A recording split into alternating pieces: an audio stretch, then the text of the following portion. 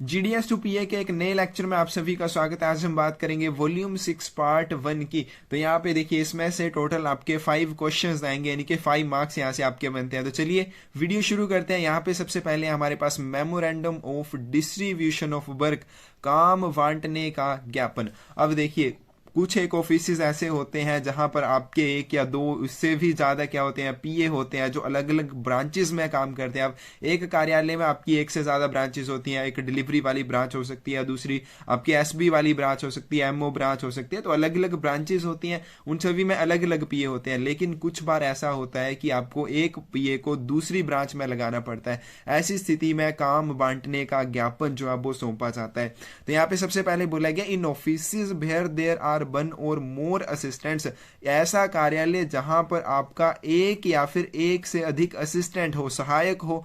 Post master submit memorandum of distribution of work for approval superintendent. तो यहाँ पे देखिए ये इंपॉर्टेंट चीज है आपकी, memorandum of distribution of work, जो काम बांटने का ज्ञापन है वो किसके द्वारा सबमिट किया जाएगा, जो उस कार्यालय का पोस्ट मास्टर होगा। और किसे सौंपा जाएगा, सुपरिटेंडेंट को, अधीक्षक को सौंपा जाएगा।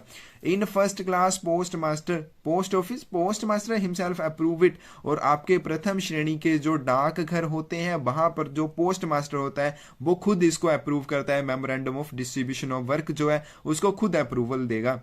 उसके बाद हमारे पास no change in memorandum without approval of superintendent और फर्स्ट क्लास पोस्ट मास्टर। उसके बाद यहाँ पे बोला गया है कि जो मेमोरेंडम है, जो ज्ञापन दिया जाएगा, उसमें कोई भी अगर चेंज करनी है तो उसके लिए सुपरिटेंडेंट या फिर फर्स्ट क्लास पोस्ट मास्टर, क्योंकि अभी यहाँ पे हमने क्या किया कि memorandum of distribution of work जो है वो सुपरिटेंडेंट के द्वारा उसको अप्रूव किया जाएगा। और प्रथम श्रेणी के प्रधान डाकघर में पोस्ट मास्टर खुद इसको अप्रूव करता है। तो जो भी आपकी सिचुएशन है, अगर इसमें कोई भी आपको चेंज करनी है ज्ञापन में, तो इन दोनों के अप्रूवल के बिना नहीं की जाएगी। भाइल making it points kept in mind. तो जहां भी आपका memorandum of distribution of work जो है इसको बनाया जाता है तो कौन कौन से पॉइंट जो है वो ध्यान में रखे जाते हैं। सबसे पहले यहाँ पे बोला गया पीए विद ड्यूटीज एमओ एसबी सब अकाउंट डिपार्टमेंट। ऐसा पीए, ठीक है, ऐसा पोस्टल असिस्टेंट जिसके काम जो है किससे संबंधित है, जिसकी ड्यूटीज मनी ऑर्डर, एसबी और सब अकाउंट डिपार्टमेंट से जुड़ी हुई है, ऐसा PA should not be treasurer of office, वह कार्यालय का खजांची नहीं हो सकता है। ठीक है, ऐसा पीए जो ये वाले काम करता है आपके एमओ एसबी या फिर सब अकाउंट डिपार्टमेंट से जुड़ा हुआ है, वो आपके कार्यालय का ट्रेजरर, खजांची नहीं हो सकता है। उसके बाद हमारे पास delivery department work not interested to deposit assistant. अब जो डिपॉजिट असिस्टेंट है, जो जमा सहायक होता है, उसको डिलीवरी डिपार्टमेंट का वर्क नहीं दिया जा सकता है, वो आपके वितरण डिपार्टमेंट का काम नहीं कर सकता है। Work of sub account department. उसके बाद not interested to mail assistant. अब आपका जो मेल असिस्टेंट है उसको सब अकाउंट डिपार्टमेंट का काम जो है वो नहीं दिया जा सकता है। तो ये ध्यान रखनी है आपकी, कौन से पीए को या फिर कौन से ब्रांच का काम किसको नहीं दिया जा सकता है। उसके बाद है हमारे पास this restriction not apply to SOs having not more than 2 PAs. लेकिन ये वाली जो हमने की रिस्ट्रिक्शन, ठीक है, ये वाली रिस्ट्रिक्शन जो हमने की पीए विद ड्यूटीज एमओ एसबी सब account department should not be treasurer of office. तो ये बोला गया है कि ये वाली जो रिस्ट्रिक्शन है ये ऐसे एसओज में अप्लाई नहीं होती है जहां पर आपके 2 से ज्यादा पीए जो है उपलब्ध ना हो। यानी कि जिस ऑफिस में, जिस एसओ में आपके 2 से ज्यादा पीए नहीं होंगे वहां पर ये वाली रिस्ट्रिक्शन जो है अप्लाई नहीं होगी। उसके बाद है आपका मेमोरेंडम विल कंटेन। अब जो ज्ञापन होगा उसमें कौन कौन सी चीजें होंगी। सबसे पहले यहाँ पे होगा designations of officials employed in each branch of his office. तो हमने क्या किया, हमने किया कि जो पोस्ट मास्टर होता है वो सबमिट करता है, आपका वो ज्ञापन को तैयार करता है। तो यहाँ पे देखिए जब पोस्ट मास्टर के कार्यालय में जितने भी उसमें ऑफिशियल्स होंगे, कर्मचारी होंगे, ठीक है, वो कौन सी ब्रांच में कौन सा उनका डेजिग्नेशन है, ये सारी चीजें ज्ञापन में लिखे देगा। ठीक है, आवर्स ऑफ देयर अटेंडेंस, उनके हाजिरी के घंटे, और ड्यूटीज असाइन टू देम, और उनको क्या काम सौंपा गया, क्या उनको ड्यूटीज असाइन की है। तो मेमोरेंडम में ये सारी चीजें आपकी रहेंगी। In one department 2 or more assistants can be employed or 2 or more departments can be assigned to same assistant। तो यहाँ पे देखिए आपका एक डिपार्टमेंट में 2 या 2 से ज्यादा सहायक क्या हो सकते हैं, या आपके एम्प्लॉय किए जा सकते हैं किसी एक ब्रांच में, या फिर 2 या 2 से ज्यादा ब्रांचेस जो है डिपार्टमेंट की वो एक असिस्टेंट को दी जा सकती है। यानी कि आपका क्या हो सकता है, एक असिस्टेंट आपकी 2 या 2 से ज्यादा ब्रांचेस को संभाल सकता है, या फिर एक ब्रांच संभालने के लिए आपके 2 या 2 से ज्यादा जो असिस्टेंट है वो हो सकते हैं, उनको एम्प्लॉय किया जा सकता है। उसका नेक्स्ट हमारे पास एन ऑफिस विद 3 और मोर हैंड्स, आपका ऐसा कार्यालय जहां पर 3 या फिर 3 से ज्यादा सहायक जो है वो काम करते हैं। एसबी काउंटर असिस्टेंट, जो आपका सेविंग काउंटर असिस्टेंट होगा, यानी कि आपका जो बचत बैंक काउंटर सहायक होगा। और दूसरा है हमारे पास assistant incharge of sub account, और दूसरा आपके यहाँ पे बात की गई है उपलेखा विभाग का जो इंचार्ज सहायक होता है। Not allowed to hold charge more than 3 years and 6 months, तो वो 3 साल 6 महीने से ज्यादा समय के लिए एक अपनी पोजीशन के ऊपर नहीं रह सकता, यानी कि उसका जो चार्ज है वो 3 साल 6 महीने से ज्यादा नहीं रहेगा। इन डबल हैंडेड ऑफिस, अगर हम डबल हैंडेड कार्यालयों की बात करें, assistant who work as SB counter PA, तो जो भी असिस्टेंट, जो भी सहायक एज एसबी काउंटर पीए काम करता है, ट्रांसफर्ड इन एवरी 3 years, तो 3 साल में उसकी जो है ट्रांसफर की जाती है, यानी कि अब प्रत्येक 3 साल में वो ट्रांसफर होगा। और इन सिंगल हैंडेड ऑफिस की अगर बात करें, आपके जो सिंगल हैंडेड कार्यालय हैं, SPM should invariably be transferred in every 3 years, तो जो सब पोस्ट मास्टर होता है वो भी इनवेरिएबली, यानी कि आपका निश्चित तौर पर 3 साल के भीतर उसकी भी ट्रांसफर जो है वो की जाती है। नेक्स्ट है हमारे पास officials in office dealing with money transactions, आपके ऐसे कार्यालय जहां पर आपका क्या होता है, धन संबंधी लेन देन होता है, तो वहां पर 24 कर्मचारी होते हैं। Note kept in same post for long time, तो वो सेम पोस्ट के ऊपर लंबे समय के लिए नहीं रहते हैं। Their duties should be changed periodically, और उनकी जो ड्यूटीज होती हैं वो पीरियोडिकली चेंज होती रहती हैं। उसके बाद distribution of work strictly maintained by post master और सब पोस्ट मास्टर, जो काम है उसको जो डिस्ट्रीब्यूट किया जाएगा, ठीक है, उसको मेंटेन किसके द्वारा किया जाएगा, तो पोस्ट मास्टर या फिर सब पोस्ट मास्टर के द्वारा उसको मेंटेन किया जाता है। इन केस सडन इलनेस और एब्सेंस ऑफ पीए, अगर जो पीए है वो एब्सेंट हो जाता है या फिर वो अचानक बीमार हो जाता है, तो ऐसी स्थिति में जो अरेंजमेंट्स किए जाएंगे, यानी कि उसकी जगह पे कौन काम करेगा, ये वाले अरेंजमेंट्स जो किए जाएंगे वो पोस्ट मास्टर या फिर सब पोस्ट मास्टर के द्वारा किए जाएंगे। और जो ऑर्डर्स होंगे नोटेड इन पोस्ट मास्टर्स ऑर्डर बुक, उन्हें पोस्ट मास्टर ऑर्डर बुक में नोट किया जाएगा। नेक्स्ट है हमारे पास नॉमिनल रोल। अब जो नॉमिनल रोल होता है ये क्या चीज होती है, आपकी नामावली। Record of PAs work in post office on any given day, तो किसी भी दिए हुए निर्धारित दिन में किसी भी कार्यालय में, ठीक है, जो पीए काम करते हैं उन पीए के काम का रिकॉर्ड जो होता है उसमें क्या होता है, नॉमिनल रोल में होता है। मेंटेन्ड इन फॉर्म MS-12, तो ये कौन से फॉर्म पे बनती है, ये इंपॉर्टेंट है आपके पास। नॉमिनल रोल जो है MS-12 फॉर्म के ऊपर बनता है। Written up by postmaster temporary और permanent change in duty of any member of clerical staff, तो यहाँ पे देखिए जो पोस्ट मास्टर है वो क्या करता है, क्लैरिकल स्टाफ की ड्यूटी में, ठीक है, उसका जो भी ड्यूटी है, उसका जो भी कार्य है, अगर उसके कार्य में कोई भी टेम्परेरी यानी कि अस्थायी रूप से या फिर परमानेंट यानी कि स्थायी रूप से कोई भी चेंज होती है, तो उसको पोस्ट मास्टर के द्वारा लिखा जाएगा आपके नॉमिनल रोल में। Nominal roll on similar lines maintained for postman and village postman in office where their strength is more than 25, और यहाँ पे जो नॉमिनल रोल बोला गया है कि सिमिलर लाइंस आपकी मेंटेन की जाएंगी, किसके लिए, पोस्टमैन आपके डाकिये के लिए और विलेज पोस्टमैन के लिए, ग्रामीण डाकिये के लिए। अगर हमारे पास किसी कार्यालय से जुड़े हुए पोस्टमैन या फिर विलेज पोस्टमैन की संख्या जो है वो 25 से ज्यादा है, अगर इनकी स्ट्रेंथ 25 से ज्यादा है, तो नॉमिनल रोल जो है वो इनके लिए भी मेंटेन किया जाएगा। उसके बाद नेक्स्ट है हमारे पास विलेज सॉर्टिंग लिस्ट, ग्राम छंटाई सूची, prepared in prescribed forum M52। बिल्कुल ये ध्यान से आपको रखना है कि कौन सी आपकी चीज जो है वो किसके द्वारा मेंटेन की जाएगी, ठीक है, कौन से फोरम पे इसको तैयार किया जाएगा। तो आपकी जो विलेज सॉर्टिंग लिस्ट है, ग्राम छंटाई सूची है, इसको M52 फोरम के ऊपर तैयार किया जाता है। Prepared and supplied by sub divisional inspector, तो आपके जो इंस्पेक्टर होते हैं, ठीक है, सब डिवीजन के इंस्पेक्टर जो होते हैं उसके द्वारा विलेज सॉर्टिंग लिस्ट जो होती है उसको तैयार किया जाता है और सप्लाई भी किया जाता है। Direct supplied to post office with which village postman are attached, और यहाँ पे देखिए सब डिविजनल इंस्पेक्टर जो है वो इसको तैयार करता है और उसके बाद डायरेक्ट इसे उस पोस्ट ऑफिस को सप्लाई कर देता है, उस डाक कार्यालय को भेज देता है जहां पर आपका पोस्टमैन या फिर जो भी विलेज पोस्टमैन है वो कार्यालय से जुड़ा हुआ है। Hung up in post office near सब अकाउंट असिस्टेंट्स टेबल, और जो सब अकाउंट असिस्टेंट का टेबल होता है उसके नजदीक पोस्ट ऑफिस में जो आपकी विलेज सॉर्टिंग लिस्ट होती है उसको लटकाया जाता है। Post master examine village sorting list at once in a month, और जो पोस्ट मास्टर होता है वो 1 महीने में एक बार विलेज सॉर्टिंग लिस्ट को एग्जामाइन करता है, उसकी जांच करता है। It shows list of villages in beat of each village postman. और यहाँ पे देखिए आपकी जो विलेज सॉर्टिंग लिस्ट होती है इसमें क्या चीज दर्शाई जाती है, क्या चीज शो की जाती है।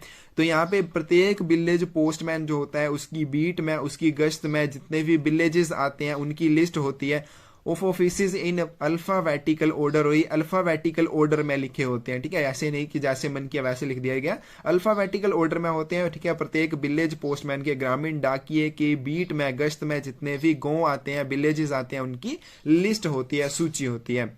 उसके बाद है हमारे पास custody of stamps, seals, types and keys. मोहरों, सीलों, टाइपों और चाबियों की अभिरक्षा कौन करेगा।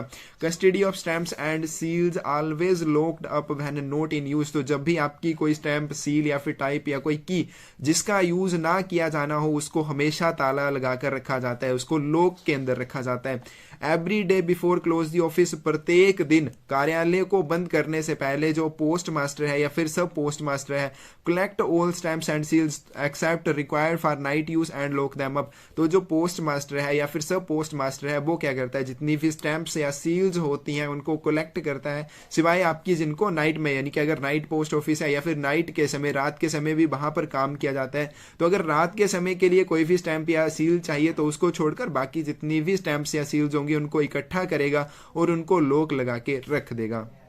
When sorting done at night required stamps and seals। so यहाँ पे हमारे पास जब भी छंटाई का काम जो है रात के समय किया जाता है तो जिन भी स्टैम्प्स या सील्स की जरूरत होती है, entrusted to senior assistant on duty। तो ड्यूटी पर जो भी वरिष्ठ सहायक होगा उसे सौंप दी जाएंगी, ठीक है। वो भी स्टैम्प जो सील्स होंगी वो किससे सौंपी जाएंगी, सीनियर असिस्टेंट को सौंपी जाएंगी। उसके बाद ऑफिस विद वन और मोर असिस्टेंट। सो ऐसे कार्यालय जहां पर एक या फिर एक से ज्यादा सहायक है। All stamps plus seals except those require for night use. तो जितनी भी स्टैम्प्स और सील्स होंगी सिवाय आपकी उनको छोड़कर जिनका यूज जो है वो नाइट में किया जाना है। Should be placed in office safe. तो उन्हें किस में रखा जाएगा, ऑफिस सेफ में रखा जाएगा। In joint custody of postmaster and assistant. और यहाँ पे देखिए कस्टडी में किसकी रहेंगी, ज्वाइंट कस्टडी में रहेंगे आपके पोस्ट मास्टर और जो असिस्टेंट है उन दोनों की कस्टडी में ये रहेगी, यानी कि ज्वाइंट कस्टडी में रहेंगी। Responsible for joint custody of cash etcetera. और ये हमारे पास रिस्पॉन्सिबल होते हैं किस चीज के लिए, आपके जो कैश वगैरह है उसकी ज्वाइंट कस्टडी भी इनके पास रहती है, यानी कि पोस्ट मास्टर और असिस्टेंट दोनों की कस्टडी में कैश भी रहेगा before office closed for the day, ठीक है। जब आपका दिन के लिए जो आपका ऑफिस है उसको क्लोज कर दिया जाता है, ठीक है, किसी भी दिन में जो भी निर्धारित समय होता है जब ऑफिस को क्लोज करना होता है तो उससे पहले जो भी कैश होता है वो ज्वाइंट कस्टडी में ऑफिस सेफ में रखा जाता है, कीज को रखा जाता है। और इसकी ज्वाइंट कस्टडी किस में होती है, आपके पोस्ट मास्टर और असिस्टेंट के हाथ में होती है, इन दोनों की कस्टडी में रहता है। Assistant in charge of each department personally responsible for. अब देखिए प्रत्येक डिपार्टमेंट से संबंधित जो भी असिस्टेंट इन चार्ज होगा वो रिस्पॉन्सिबल होता है किस चीज के लिए, स्टैम्प्स और seals entrusted to him during working hours. तो देखिए जब भी आपके वर्किंग आवर्स होते हैं तो प्रत्येक डिपार्टमेंट में सील्स और स्टैम्प्स की जरूरत पड़ती है। तो उन वर्किंग आवर्स के दौरान जो भी असिस्टेंट इन चार्ज होगा वो पर्सनली इस चीज के लिए रिस्पॉन्सिबल होगा, जितनी भी स्टैम्प्स और सील्स उनको दी जाएंगी। और अगर उनका इम्प्रॉपर यूज होता है, अगर उनका गलत यूज कहीं पे होता है तो इस चीज के लिए भी वो पर्सनली रिस्पॉन्सिबल होगा।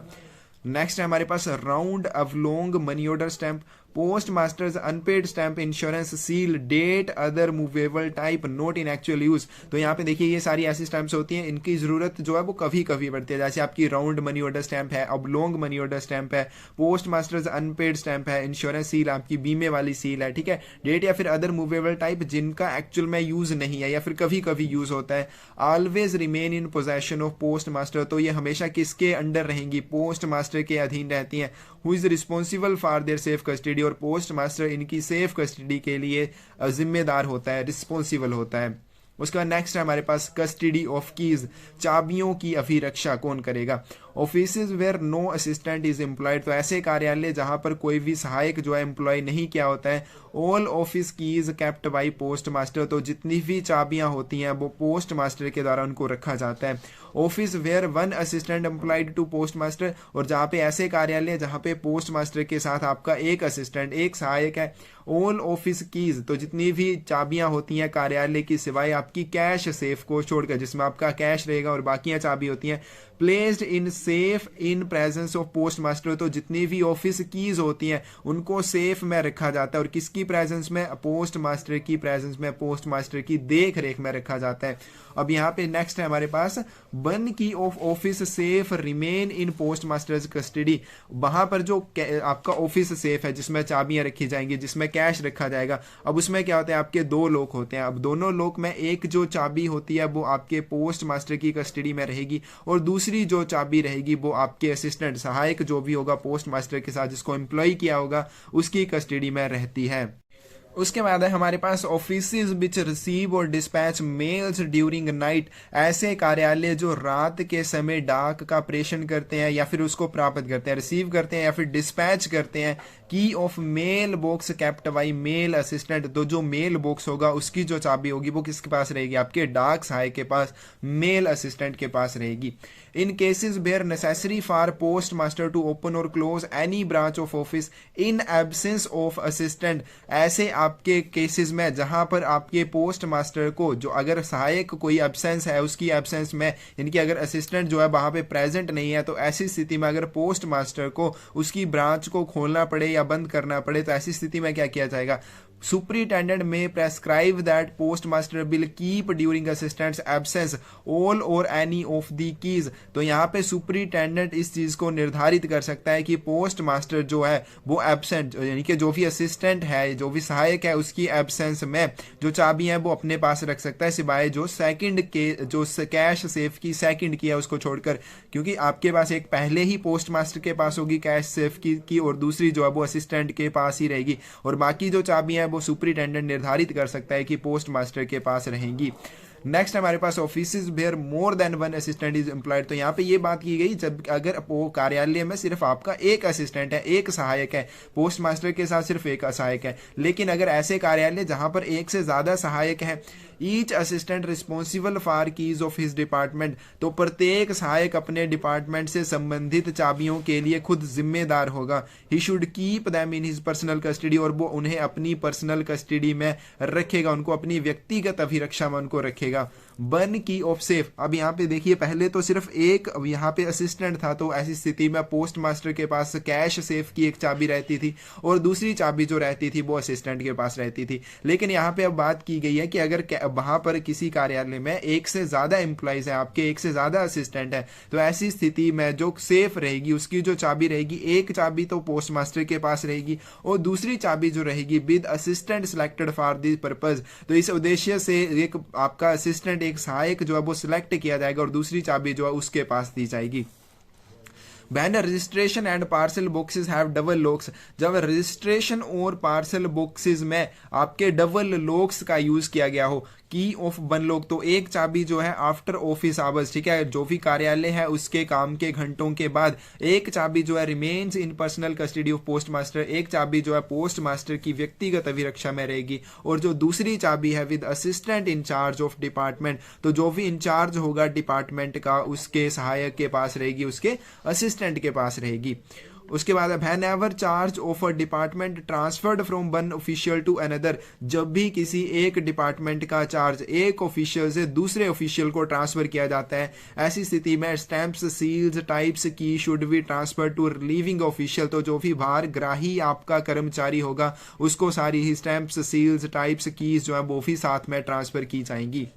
Receipt to be taken in relieved officials receipt book, और इस चीज के लिए जो रसीद ली जाएगी वो कहां से ली जाएगी, आपके कार्य मुक्त अधिकारी या कर्मचारी की जो रसीद बुक होती है उसमें इस चीज के लिए रसीद ली जाती है। Showing full particulars of articles transferred, और कौन कौन से आर्टिकल्स, कौन कौन से लेख, कौन कौन सी चीजें ट्रांसफर की गई हैं रिलीविंग ऑफिशियल को, इन सारी चीजों के पर्टिकुलर्स उसमें रहेंगे।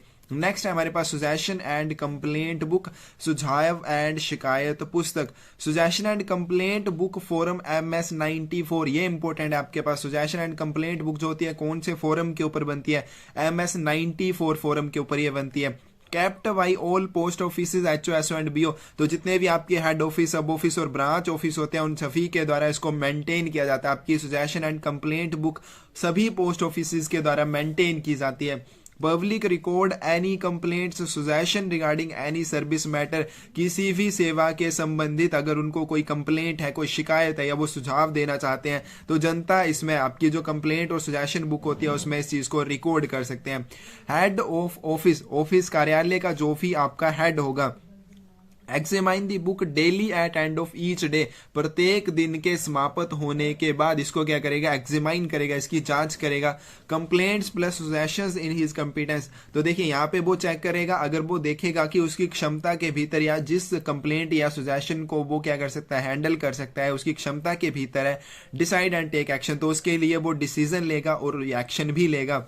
और noted plus sign with date by him and inform to complaint, तो जो भी शिकायत करता होगा उसको इस चीज के बारे में इन्फॉर्म कर दिया जाएगा और यहाँ पे वो इस चीज में नोट कर देगा कि उसने क्या एक्शन लिया था, उस जो भी कंप्लेंट या सजेशन होगी उसके साथ कि उसने क्या उस चीज के बारे में एक्शन लिया है, उस चीज को नोट करेगा और साइन अपने साथ में साइन करेगा और साथ में वो डेट भी डालेगा। और बाकी केसेस में if not in his competence, अगर उसकी क्षमता के बाहर है यानी कि उस चीज के बारे में वो डिसीजन नहीं ले सकता है, forward to immediate superior for necessary action, तो वो अपने से उच्च अधिकारी को, ठीक है, जो उसके बाद इमीडिएट सुपीरियर होगा उसको नेसेसरी एक्शन लेने के लिए वो भेज देगा कि वो उसके बारे में कोई भी एक्शन जो है वो ले ले। फाइनल डिसीजन नोटेड इन वो बुक, और जो भी फाइनल डिसीजन होगा उसको सजेशन और कंप्लेंट बुक में नोट किया जाएगा। उसके बाद इंस्पेक्टिंग ऑफिसर्स ड्यूरिंग विजिट और इंस्पेक्शन, जो भी इंस्पेक्टिंग ऑफिसर्स होंगे, जो भी जांच करने वाले ऑफिसर्स होंगे, अधिकारी होंगे, वो विजिट या इंस्पेक्शन के दौरान क्या करते हैं, examine this book to see post master has taken proper action, वो इस चीज की जांच करते हैं, बुक में देखते हैं कि पोस्ट मास्टर ने जितनी भी कंप्लेंट्स या फिर सजेशन है उनके लिए प्रॉपर एक्शन लिया है या नहीं लिया है। Then sign below last entry, और लास्ट जो भी कंप्लेंट या सजेशन होगा उसके नीचे वो साइन करेंगे आपके जो भी इंस्पेक्टिंग ऑफिसर्स होंगे। नेक्स्ट है हमारे पास postmaster's order book, postmaster की आदेश पुस्तिका, maintained by postmaster in HOs, तो प्रत्येक हेड ऑफिस में पोस्ट मास्टर के द्वारा अपनी जो पोस्ट मास्टर की आदेश पुस्तक होती है उसको मेंटेन किया जाता है। Following are recorded in this book, और इस बुक में क्या क्या चीजें रिकॉर्ड की जाती हैं, सबसे पहले results of tests applied to work of any branch, किसी भी ब्रांच के काम को के लिए जो भी टेस्ट अप्लाई किए जाते हैं यानी कि टेस्ट वगैरह जो भी किए जाते हैं कि किसी ब्रांच में कैसा काम हो रहा है, उस चीज का जो भी रिजल्ट निकल के आता है वो इस बुक में क्या किया जाता है, रिकॉर्ड किया जाता है। Work of postman and village postman, उसके बाद डाकिया जो होता है, पोस्टमैन होता है या फिर जो ग्रामीण डाकिया होता है उसके काम के रिजल्ट जो होते हैं उसको भी इस चीज में क्या किया जाता है, रिकॉर्ड किया जाता है। नेक्स्ट है हमारे पास टेम्परेरी अरेंजमेंट्स, जो अस्थाई अरेंजमेंट्स होते हैं, made for distribution of work of PA and postman in case of their absence, तो अगर कोई भी पीए या पोस्टमैन एब्सेंट है, ठीक है, वो प्रेजेंट नहीं है, तो ऐसी स्थिति में उसके काम को डिस्ट्रीब्यूट करने के लिए जो भी टेम्परेरी अस्थाई अरेंजमेंट्स किए जाते हैं वो इसमें रिकॉर्ड किए जाते हैं। अनयूजुअल ऑकरेंसेस, ठीक है, कोई भी असामान्य घटना होती है उसको भी आपके पोस्ट मास्टर की आदेश पुस्तिका में रिकॉर्ड किया जाता है। Result of quarterly examination of stock bags, stock bag की जो क्वार्टरली एग्जामिनेशन होती है, जांच होती है, उसके रिजल्ट भी इसमें रिकॉर्ड किए जाते हैं। उसके बाद है हमारे पास orders passed by postmaster for regulation of his office, अपने कार्य के संचालन के लिए अगर पोस्ट मास्टर कोई भी ऑर्डर आदेश को पास करता है तो वो भी हमारे पास पोस्ट मास्टर ऑर्डर बुक में उसको रिकॉर्ड किया जाता है। नेक्स्ट है हमारे पास इन सब office error books used in place of this book, और यहाँ पे अगर सब ऑफिस की बात करें तो सब ऑफिस में आपकी पोस्ट मास्टर ऑर्डर बुक नहीं होती है, वहां पर पोस्ट मास्टर ऑर्डर बुक की जगह आपकी एरर बुक जो होती है उसका यूज किया जाता है। नेक्स्ट है हमारे पास information not to be made public, सूचना जो आम जनता को ना बताई जाए, तो ठीक है, कौन कौन सी ऐसी चीजें होती है जो जनता को नहीं बतानी चाहिए। Outsider not permitted to examine, तो अगर कोई भी आपके डिपार्टमेंट का नहीं है यानी कि पोस्टल डिपार्टमेंट का नहीं है, आउटसाइडर है, बाहरी कोई भी व्यक्ति है, तो उसको इस चीज के जांच के लिए परमिशन नहीं है। रिकॉर्ड्स ऑफ पोस्ट ऑफिस, डाक घर के जितने भी रिकॉर्ड हैं उनको वो चेक नहीं कर सकता है। Articles not addressed to him, ठीक है, उसके बाद अगर कोई आर्टिकल उसको नहीं भेजा गया तो उसकी जांच वो नहीं कर सकता है। Even article posted by him, देखिए अगर तो आर्टिकल उसके पते पर भेजा गया, उसके नाम पर भेजा गया, तब तो वो उसकी जांच कर सकता है, ठीक है, क्योंकि उसको डिलीवर किया जाएगा, वो जो मर्जी उसके साथ करे। लेकिन अगर आर्टिकल उसने एक बार पोस्ट ऑफिस से पोस्ट कर दिया अब वो उसको संबोधित तो नहीं किया है, वो किसी और को उसने संबोधित किया होगा, तो सिर्फ वही व्यक्ति जिसको संबोधित किया है उसको चेक करेगा, एग्जामाइन कर सकता है। अब यहाँ पे सेंडर भी इस चीज को चेक नहीं कर सकता है, ठीक है। तो यहाँ पे ये ध्यान रखना है कि आर्टिकल अगर किसी व्यक्ति ने पोस्ट एक बार कर दिया है तो दोबारा से वो उस आर्टिकल की जांच नहीं कर सकता है। वो एक बार पोस्ट कर दिया, अब उसका उस चीज के ऊपर कोई हक नहीं रहेगा। उसके बाद information regarding any article passing through post. उसके बाद पोस्ट के थ्रू, डाक के थ्रू जितने भी आर्टिकल पोस्ट किए जाते हैं या पास होते हैं उनकी इन्फॉर्मेशन के बारे में, ठीक है, उनकी इन्फॉर्मेशन किसी को आउटसाइडर को नहीं दी जाएगी। Any transaction connection with any department of post office, डाक कार्यालय के किसी भी डिपार्टमेंट से संबंधित कोई भी लेन देन है उसकी जो इन्फॉर्मेशन है वो भी जनता को नहीं बताई जाएगी, किसी भी आदमी को नहीं बताई जाएगी जो आउटसाइडर होगा। Not given to anyone not belonging to department, तो ये जितनी भी इंफॉर्मेशन हमने की ये किसी भी ऐसे व्यक्ति को नहीं दी जाएंगी जो डिपार्टमेंट से ना जुड़ा हुआ हो। उसके बाद information received by officers of department officially और in discharge of their duties. उसके बाद इंफॉर्मेशन जो किसी भी डिपार्टमेंट के ऑफिसर के द्वारा, अधिकारी के द्वारा प्राप्त होती है, चाहे वो ऑफिशियली है या फिर किसी की ड्यूटीज के डिस्चार्ज से संबंधित है, वो भी जनता को नहीं बताई जानी चाहिए। और रिस्ट्रिक्शंस नॉट एप्लीकेबल बैन, और ये जितनी भी रिस्ट्रिक्शंस हमने की ये कब अप्लाई नहीं होती हैं, जब information is sought by a competent court of any law, ठीक है। तो अगर हमारे पास लॉ कोर्ट के द्वारा, ठीक है, कोई भी इंफॉर्मेशन जो है वो सॉर्ट आउट की जाती है एनी मैजिस्ट्रेट के द्वारा, पुलिस कमिश्नर के द्वारा या फिर इनकम टैक्स डिपार्टमेंट के द्वारा की जाती है, तो ये वाली रिस्ट्रिक्शंस जो है जो हमने ऊपर की ये अप्लाई नहीं होती हैं। नेक्स्ट हमारे पास remittances of cash and stamps by post, डाक के माध्यम से भेजे जाने वाला कैश और स्टैम्प्स कैसे इनको भेजा जाएगा। तो यहाँ पे देखिए, all remittances in cash, currency notes और postage stamps first wrapped with wrapper then enclose in cash bag. तो सबसे पहले अगर कैश है, करेंसी नोट्स है या फिर पोस्टेज स्टैम्प्स है तो उसको क्या किया जाएगा, एक पेपर में रैप किया जाएगा, उसको पेपर लपेटा जाएगा उसके ऊपर, उसके बाद उसको कैश बैग में रखा जाएगा। अब कैश बैग आपके दो होते हैं, एक क्लोथ का होता है दूसरा लेदर का होता है। अब देखते हैं यहाँ पे शुड नोट सेंट लूज, और ये वाला आपका जो आपका कैश बैग होगा इसको कभी भी खुला नहीं भेजना है। रेमिटेंसेस नोट एक्सीड, अगर जो आप प्रेषण भेज रहे हैं, ठीक है, जो भी आपका रेमिटेंस है, धन प्रेषण है, अगर वो 500 रुपीज से ज्यादा नहीं है, चाहे करेंसी नोट्स की बात की है, 500 रुपीज से ज्यादा नहीं है तो क्लोथ कैश बैग का यूज आप कर सकते हैं, कपड़े के नकद थैले का यूज आप कर सकते हैं। अगर amount of currency notes exceeding 500 rupees, लेकिन अगर करेंसी नोट का जो अमाउंट है वो 500 रुपीज से ज्यादा है और इसमें सिक्के भी हैं, तब आपको लेदर बैग, चमड़े के थैले का यूज करना पड़ेगा। जो आपका लेदर बैग होता है कैश बैग, वो वाला आपको यूज करना है। Leather cash bag should be locked plus sealed by treasurer himself with cash seal. अब जो आपके चमड़े का कैश बैग होगा उसको क्या किया जाएगा, ट्रेजरर खजांची के द्वारा स्वयं उसको लॉक किया जाएगा और सील किया जाएगा, और जो सील की जाएगी वो कौन सी होगी, कैश सील का यूज वो करेगा।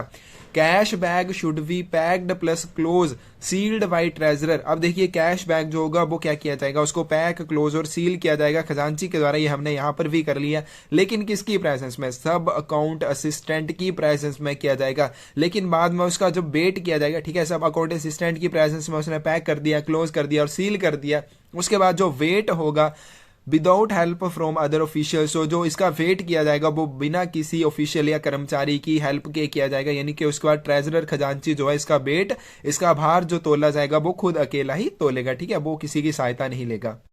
उसके बाद when cash, currency notes, postage stamps और अदर स्टैम्प्स आर टू बल्कि to go in a cash bag, तो जब भी आपका कैश, जो आप कैश भेज रहे हैं, ठीक है, या फिर करेंसी नोट्स आप भेज रहे हैं, डाक टिकट या फिर बाकी स्टैम्प्स को आप भेज रहे हैं, वो बल्कि हैं, आप उनको कैश बैग में नहीं भेज पा रहे हैं, तो ऐसी स्थिति में क्या करना चाहिए, then they should be packed in separate cloth cash bag, तो उनको अलग कपड़े के नकद थैले में या फिर रोकड़ थैले में उनको पैक किया जाएगा। और जो वेट होगा प्रत्येक बैग का उसको SO slip, BO slip, daily account या फिर रजिस्टर्ड लिस्ट में जो भी केस होगा, ठीक है, एसओ से भेज रहे हैं तो एसओ स्लिप, बीओ से भेज रहे हैं बीओ स्लिप, अगर डेली अकाउंट है, ठीक है, एचओ से भेजा जा रहा है रजिस्टर्ड लिस्ट में, तो जैसे भी आप उसको भेज रहे हैं, ठीक है, तो उसकी जो भी केस होगा उसमें आप इसको नोट डाउन करेंगे, जो भी उस बैग का भार होगा। नेक्स्ट है हमारे पास disposal of VP articles found in letter box, letter box में पाई गई ऐसी वस्तुएं जिन्हें मूल्य दे के रूप में भेजा जाना चाहिए, तो उनका निपटान कैसे किया जाएगा, ठीक है, ऐसे आर्टिकल्स, बीपी आर्टिकल्स जो कि लेटर बॉक्सेस में प्राप्त होते हैं, उनका निपटान किस तरह से किया जाएगा, इसको करेंगे हम नेक्स्ट वीडियो में। आज हम यहीं तक करेंगे, थैंक यू।